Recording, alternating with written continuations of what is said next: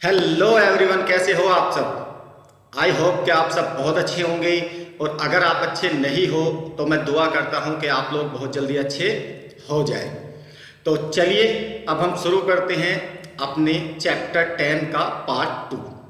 Chapter 10 already how to define your core value पे आधारित है। प्लस इसमें हम पार्ट 2 ऑलरेडी आपको डिलीवर कर चुके हैं। अब जो हम करने जा रहे हैं वो पार्ट 2 डिलीवर करने जा रहे हैं। पार्ट 1 ऑलरेडी आपको डिलीवर हो चुका है, पार्ट 2 डिलीवर करने जा रहे हैं। तो चलिए शुरू करते हैं कि एक कोर किसी स्टार्टअप के लिए कितनी वैल्यू रखता है और कितना वैल्यूबल होता है। ठीक है, इसको कैसे डिफाइन करते हैं, कैसे इसके बेनिफिट्स होते हैं, क्या कितने परसेंट लोग इसमें मैक्सिमम फेल हो जाते हैं जिनको नहीं क्लैरिटी होती कि उनका कोर एक्चुअल में है क्या। ठीक है, बहुत लोगों को स्पेशली बहुत ज़्यादा क्लैरिटी होती है कि उनका कोर है क्या, यानी कि उनकी फाउंडेशन क्या है जिस पे पूरा का पूरा स्टार्टअप टिका हुआ है, पूरा का पूरा बिजनेस टिका हुआ है। तो कोर वैल्यू बहुत इंपॉर्टेंट होती है, ये आपको बहुत अच्छे से समझ में आना चाहिए और बहुत अच्छे से पता होना चाहिए। तो शुरू करते हैं अपने पार्ट 2 की जर्नी, जिसमें आप सीखने वाले हो कि कोर क्या होता है। ठीक है, और इसे कैसे बिल्ड किया जाता है।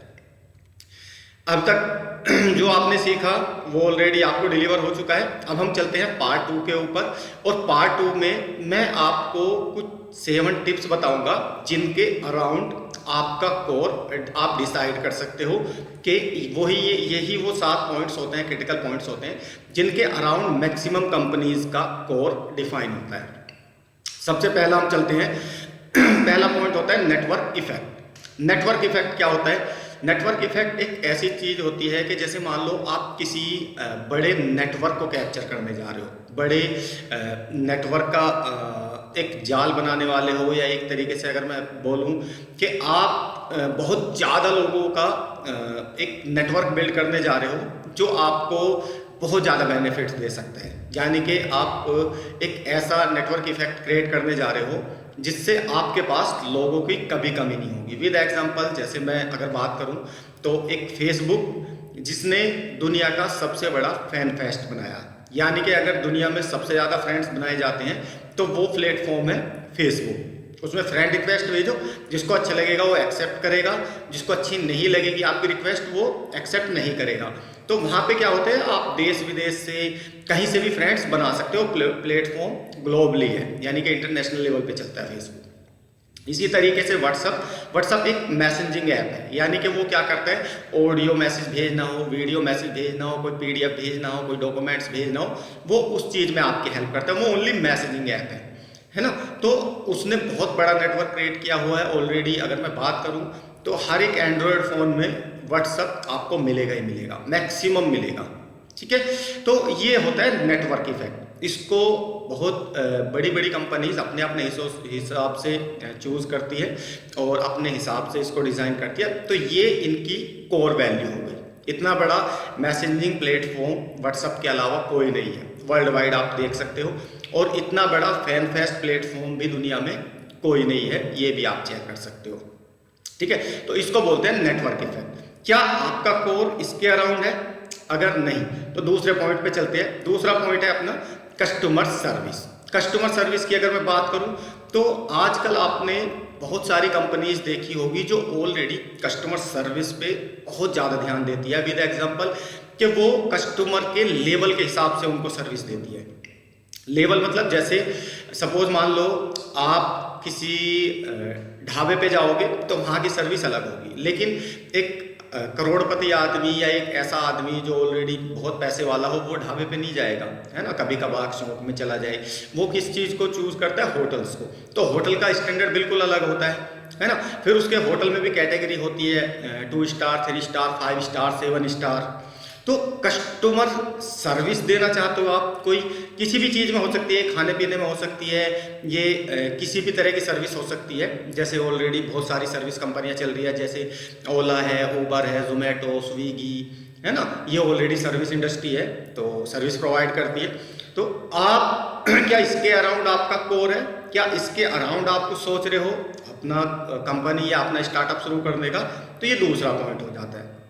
अब हम चलते हैं तीसरे पॉइंट पे। तीसरा पॉइंट आता है टेक्नोलॉजी। टेक्नोलॉजी में वो सारी इंडस्ट्री आती है जो जैसे सॉफ्टवेयर्स हो गए, है ना, और जितनी भी सारी टेक्नोलॉजी, चाहे वो मशीनों में यूज़ होती हो, चाहे वो किसी भी जगह यूज़ होती हो, जो टेक्नोलॉजी में काम करते हैं। विद एग्जांपल के साथ बताता हूँ आपको। जैसे आपने देखा होगा एक फ़ोन अभी कुछ दिन पहले चलता था, ब्लैकबेरी फ़ोन था, जो बहुत अच्छी पर्सनैलिटी के लोग रखते थे और बहुत अच्छे लोग रखते थे। आपने देखा होगा बिल्कुल। तो ब्लैकबेरी का जो ऑपरेटिंग सिस्टम था ना, वो नॉर्मल फ़ोन की तरह नहीं था। जैसे नॉर्मल हम नोकिया, सैमसंग, एलजी या और कंपनी के फ़ोन यूज़ करते थे, उनमें जो ऑपरेटिंग सिस्टम था वो कॉमन ऑपरेटिंग सिस्टम था। बट ब्लैकबेरी का जो ऑपरेटिंग सिस्टम था ना, वो बिल्कुल अलग था। उसको हर कोई चीज़ सपोर्ट नहीं कर सकती थी। उसका ऑपरेटिंग सिस्टम इतना मजबूत था या इतना अच्छा था कि उसको उसी का ही से रिलेटेड या जो इंटीग्रेटेड सॉफ्टवेयर थे वो ही उनके साथ लिंक हो सकते थे। अदरवाइज उसमें आलतू फालतू का डेटा ले दे नहीं सकते थे। बहुत पावरफुल था। अभी इसको अगर मैं अपग्रेड वर्जन में लेके जाऊँ, अपग्रेड वर्जन में, तो आपने देखा होगा कि आजकल एंड्रॉयड फ़ोन का ज़माना है। आप समझ गए, पहले कीपैड फ़ोन थे, अब टच स्क्रीन आ गई, यानी कि एंड्रॉयड आ गया। अब एंड्रॉयड से भी अलग जो है वो है एप्पल का ऑपरेटिंग सिस्टम। एप्पल हर किसी चीज़ को सपोर्ट नहीं करता। उस पर अगर आप देखोगे किसी की भी डाटा केबल ऐसे घुसा दोगे और डेटा लेना चाहोगे या उस वहाँ से खेलना चाहोगे, वो पॉसिबल नहीं है, क्योंकि उसका ऑपरेटिंग सिस्टम बिल्कुल अलग है एंड्रॉयड से। ठीक है, तभी उसकी वैल्यू भी बहुत ज़्यादा है और कीमती भी बहुत ज़्यादा है। अब अगर किसी बंदे को वो फॉर्मूला, वो टेक्नोलॉजी, वो ऑपरेटिंग सिस्टम वो मिल जाए, तो उसकी तरह कोई कॉपी करके दूसरा बना सकता है, बट वो इतना इजीली नहीं होगा। उसमें बहुत सारी रिसर्च लगेगी, बहुत सारा पैसा लग सकता है, और ये भी नहीं पता टाइम कितना लग जाए। ठीक है, तो ये क्या इस तरह की कोई टेक्नोलॉजी है आपके पास जिसमें आप अपना कोर बनाना चाहते हो? तो ये हो गई तीसरा पॉइंट, और ये बहुत क्रिटिकल है आपके बिजनेस के लिए। ये मैं आपको कोर समझा रहा हूँ कि ये प्लस हो सकते हैं या ये इनके अराउंड आपका कोर हो सकता है। अब चलते हैं बिग डेटा। बिग डेटा का खेल क्या होता है? जैसे मान लो सपोज एक कंपनी है, जैसे मैं जियो का ही ले लेता हूँ, है ना। जियो क्या है, जियो एक पहले तो ऑलरेडी उसने एक फ़ोन निकाला था, जियो फ़ोन छोटा सा। फिर उसके बाद जियो सिम, 4G का ज़माना जब उस टाइम चला ही चला था। 3G ऑलरेडी सब यूज़ करते थे, आप भी यूज़ करते थे और हमने भी 3G यूज़ किया। 3G के बाद इंटरनेट बहुत कम मिलता था, यानी कि आप देखते हो 1 GB, 1.5 GB, 2 GB इतना ही मिलता था पूरे महीने में यूज़ करने के लिए। बट जब से जियो 4G आया था, तब से अनलिमिटेड मिला था आपको। उसने फ्री ऑफ कॉस्ट दिया था, वो 1.5 साल लगभग आपको फ्री ऑफ कॉस्ट इंटरनेट दिया था, फ्री ऑफ कॉस्ट।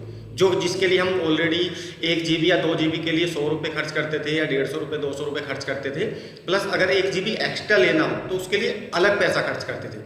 वो जियो ने जब उसने 4G टेक्नोलॉजी लॉन्च की थी तो बहुत 1.5 साल तक फ्री ऑफ कॉस्ट बांटा। ठीक है, अब उसने वो फ्री सिम लेने के लिए आपने देखा होगा लाइन लगी थी। क्या लगी थी? लाइनें। लोग बाग जियो में अपने नंबर्स को पोर्ट करा रहे हैं या नया जियो सिम ले रहे हैं, फ्री ऑफ कॉस्ट मिल रहा था उस टाइम, बहुत ज़बरदस्त चला था वो। ठीक है, तो उसमें क्या था, उसमें एक बिग डेटा का खेल था, यानी कि बड़ा नेटवर्क क्रिएट करने का था। अब बड़ा नेटवर्क क्रिएट करने के बाद जो जियो ने किया वो आप लोगों के सामने ऑलरेडी जो टेलीकॉम इंडस्ट्री है या जो जितने भी, चाहे वो रिलायंस हो, वो चाहे वो एयरटेल हो, वोडा हो, आइडिया हो, चाहे कोई भी हो, उन सबको ऑलरेडी उसने बहुत वन साइड कर दिया, एक साइड। ठीक है, जियो आज भी उतना पॉपुलर है और आज भी इतना फेमस है। तो ये होता है जो बिग डेटा का खेल होता है कि भाई वो किस लेवल पे गेम करने वाले हैं। दूसरी चीज़, उन्होंने जियो जो था उनका, अब वो जियो प्लेटफॉर्म के नाम से यूज़ करते हैं, यानी कि उनके जितने भी डिजिटल प्लेटफॉर्म है, चाहे वो डिश टीवी हो या और अदर प्रोडक्ट या सर्विसेज हो, जो डिजिटल सर्विसेज है, वो उनके लिए पूरा एक प्लेटफॉर्म बना दिया। अब जितना भी नेटवर्क उनके पास है वो वहाँ पे उसको अच्छे से यूज़ कर सकते हैं और अच्छी अच्छी सर्विस अपने आज जितने भी प्रोडक्ट्स हैं उनको वहाँ पे मार्केटिंग कर सकते हैं। तो ये बिग डेटा का खेल होता है। ये था चौथा पॉइंट। क्या इसके अराउंड आपका कोर है? ये ध्यान से सुनने और समझने वाली बात है। ये बहुत ज़्यादा वैल्यूएबल चीज़ है और बहुत काम आने वाली चीज़ है आपकी। आपको ये देखना है कि मेरा जो कोर है वो किस चीज़ के अराउंड आ रहा है, किस इन 7 में से किस पॉइंट्स के ज़्यादा नज़दीक बैठ रहा है। तो समझ लेना कि वहाँ से आपका कोर क्रिएट हो सकता है, आपके बिजनेस का, आपके स्टार्टअप का कोर क्रिएट हो सकता है।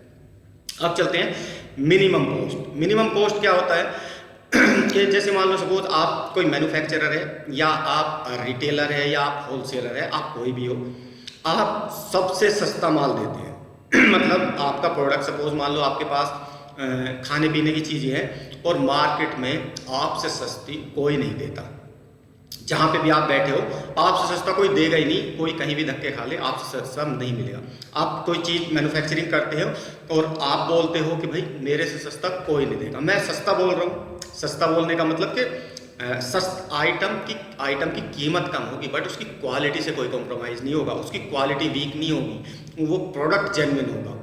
लो कॉस्ट का मतलब है कि जेन्युइन चीज़ और कम प्राइस में, ठीक है। क्या इसके अराउंड आप अपना कोर डिसाइड करने वाले हो या इसके अराउंड कुछ प्लान कर रहे हो तो ये आपकी कोर हो सकती है।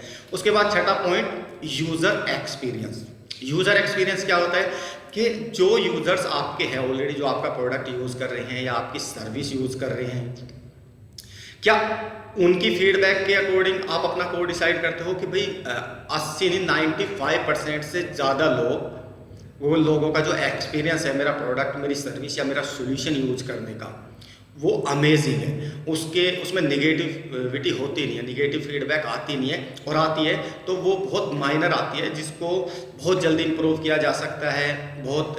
और अगर जिसको कस्टमर को कंप्लेन भी आ गई तो हमारा जो सर्विस है, हमारी जो सर्विस है वो एक अलग ही एक्सपीरियंस देती है यूज़र को। क्या इसके अराउंड आपका कोई कोर है? क्या इसके अराउंड आप कोई कोर डिसाइड करने वाले हो या बनाने वाले हो? अब चलते हैं 7वें पॉइंट पे। 7वां पॉइंट आता है पेटेंट। पेटेंट क्या होता है?